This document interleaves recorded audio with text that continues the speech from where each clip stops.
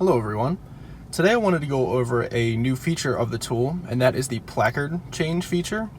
Now you would want to use this feature anytime you change the tires on your vehicle from the OE tires to, let's say you wanted to put low pro tires on there. And so they have a different PSI requirement. And so all we have to do is just go over to the service icon. And today we're working with a Chevrolet Trax 2017.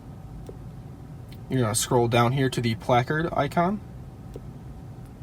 It is always important to read through this disclaimer, because even though you can change the PSI values in the ECU to whatever you like, you should always stay within certain limits.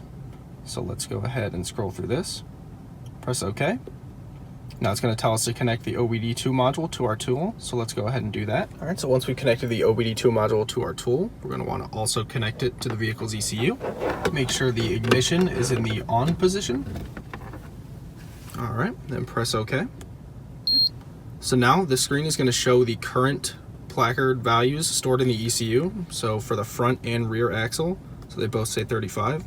So let's say we wanted to change it to, say, 37. So we're going to hit OK. We're going to scroll up to 37. Do the same thing with the rear axle. Hit OK. Scroll up to 37. And then all we have to do from here to write the values to the ECU is hit the trigger button. Make sure it's connected to the ECU. Press OK. OK, that's it.